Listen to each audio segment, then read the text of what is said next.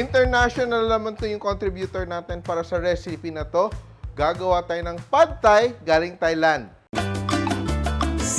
Simple, luto na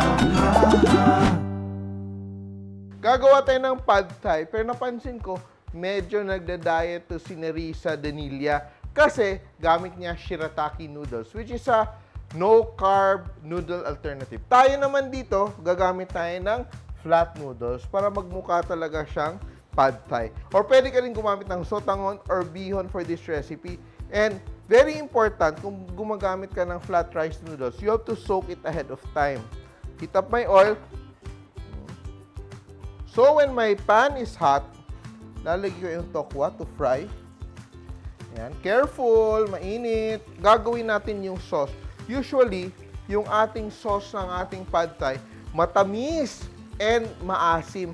Ito siya, very mild yung kanyang asim at tamis kasi yung gamit niya ay yung ating UFC Filipino style tomato sauce. And ito daw, natutunan daw niya na gumamit ng tomato sauce galing sa isang tindera dun sa Thailand. Look at that, so achieve the red color of the pad thai. Para umami, gagamit ng konting oyster sauce, around a tablespoon of oyster sauce. Eh nga, nagda-diet siya, hindi na natin dadagdagan ng sugar, soy sauce, para malasang-malasa yung ating pad thai. So, hindi to traditional version to ni Nerissa.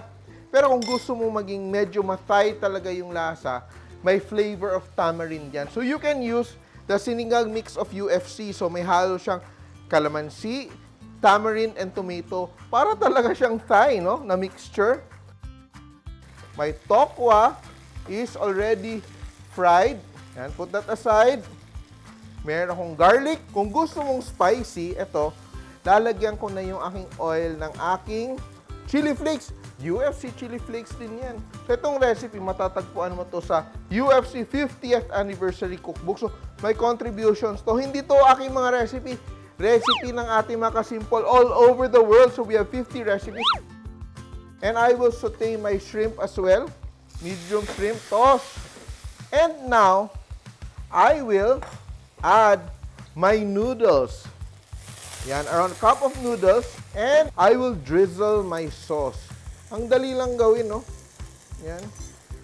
Let the noodles absorb to cook. So, ang key nito, ang sekreto talaga nito is you let the noodles cook in the sauce, no? Para maging malasa siya. Titikman nga natin. Very nice, no?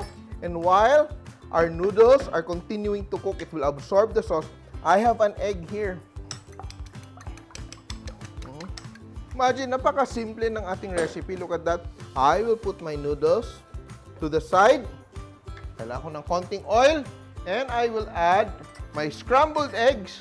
Scrambled eggs. Let it cook. Let it set. I will add my vegetables. Meron ako ditong toge. And a little bit of peanuts. Scramble the eggs. Let it set para dapat kasi may streaks of scrambled eggs sa ating pad thai. Pad thai ala Nerissa. And I'm liking this recipe. Mukhang pad thai na talaga. And we will add our spring onions. Chives talaga siya, pero pwede din spring onions. And we're done. And we're ready to plate. Garnish. Chili flakes for more spice. Peanuts for crunch. Toge. Bean sprouts with a little wedge of lime or lemon. So, eto na yung ating side dish for today. Contribution ni Nerissa Denilla. UFC Pad Thai. Simple!